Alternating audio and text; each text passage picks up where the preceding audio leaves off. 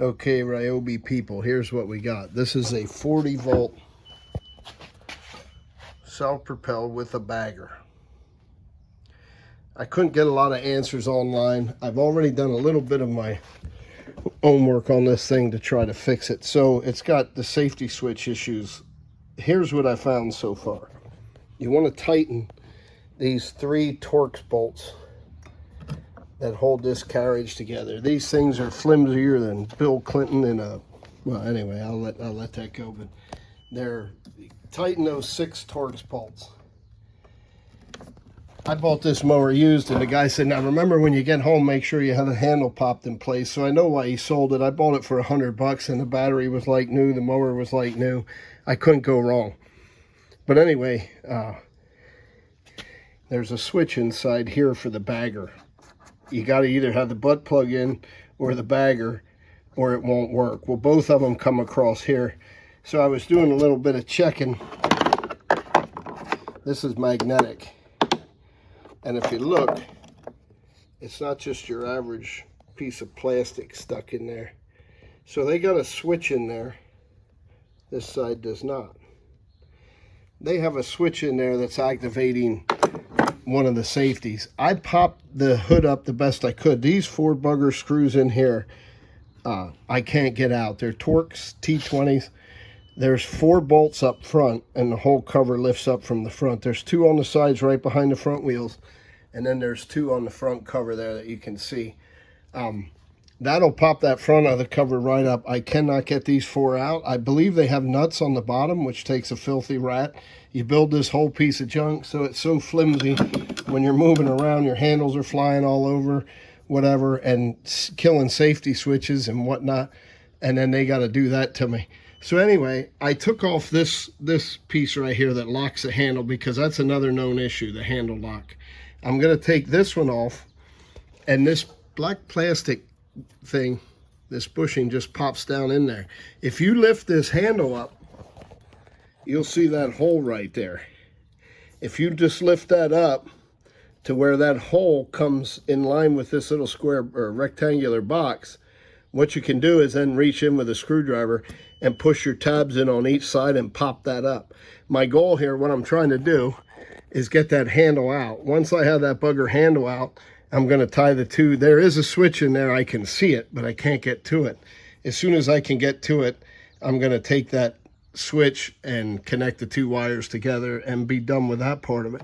So this part will never haunt me again. And again, every other time you mow, get after those 3 Torx bolts. I'll size that up and let you know what size Torx it is in a few minutes. But that's where we're at right now. I did pull the handle off the wheel adjustment. I'll put that back on. You have to do that to get that hood up. When I looked inside for this switch, I believe the 3 wires going to that switch, it's like black, white, and something, but it's 3 wires. So I really am not exactly sure. I got to believe if I tie 2 of those together, it would make the thing work, but I don't know which 2 to tie together, so I'm not going to bother. I just know every time my flimsy grass bagger moves out of place, that's the one thing I got to check after I eliminate this bad boy. So that's it for now. I'll let you know here in a minute. These are T20s.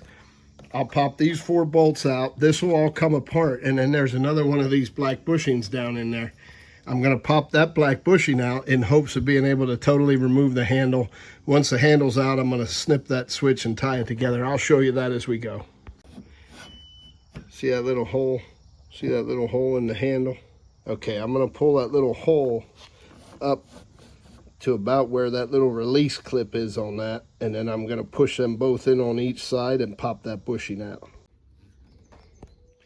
So see what I did there? I got both bushings out. Now I'm going to try to reach up and grab that, or pull that handle out. I'll try to do it one-handed and get big. Okay, my cord won't let me, but there's that switch. See that little bugger? That's the Gildy Mama Jamma right there. That's what you call a micro switch. That's a micro switch. I'm going to pull that out and eliminate it. Okay, so that micro switch, the wires actually go up into the handle. So they actually go up into that assembly. Maybe that assembly would be easier for you to pull apart. I don't know. This has been easy so far. The only thing is when you pull these apart, you get a little jip jemmy there with some junky Japanese, Chinese engineering there to make those handles work. I'm sure it won't be hard for me to figure out. I'll put that all back together without problem. But I'm going to eliminate this switch and see you on the other side.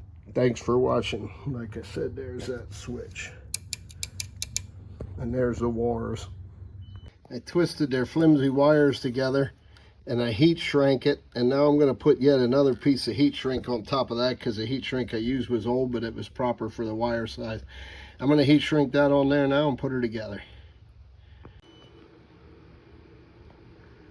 So me and the handle switches didn't have the best of times. That you got to watch where that white insert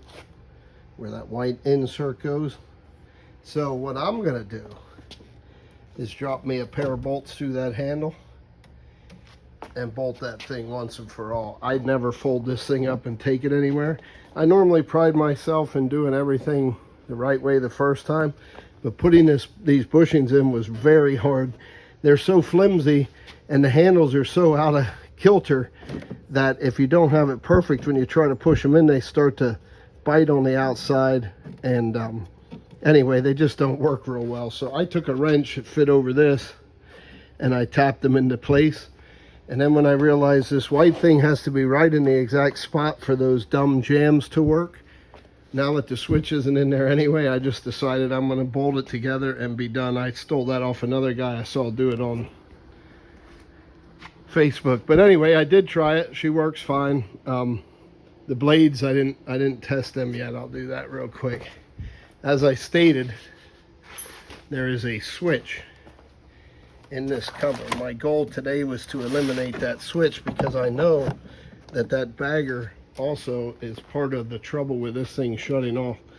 So now when I pull my safety handle, I'm sure it will start.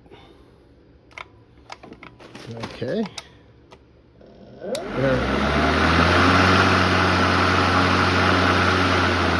Again, when you see the size wire they used and the fact that they ran that wire up that handle and it's so flimsy, it's just kind of disgusting. But anyway, at least one switch I got rid of. The is the handle in the right place switch is gone. Someday I will get back after that switch if it gives me any more trouble, and that one's going to be gone. But I just got to figure out what they're doing magnetically there. It seems like it's carrying a circuit across there. So if I can't get them 4 bolts out, I'll take a grinding wheel or whatever and cut that piece of plastic out and get that switch. I'm sorry, I wasn't showing you where I was pointing. I'll get after that area and eliminate that switch. It worked pretty good. It wasn't too bad. My wife could get by with it, but I bought this because I have a little bit of a bank to mow that's 3 passes, 40 feet. That's the only reason I bought this wreck. I bought it for $100 from a very rich dude who used it a little bit and realized his yard was too small or too big. But after I got it from him, I had to tighten these bolts here and stuff, and I believe he figured out that these are more trouble than they're worth, and he had a big property. For me, if she uses it once a week on 40 square feet of grass, I'm good. All right, thanks for watching. If you don't know Jesus Christ as your Savior, find him today. It's very clear that you can see in this world things are coming to an end in a hurry. So if I were you, I'd pay attention to your long-term future, not just your short time here on earth. Jesus Christ said he's coming back for his church, and you want to be on the right side of that comeback. You don't want to be against Christ. You want to be sitting there when he stands between you and the Father and says, let this one in. All right, thanks for watching.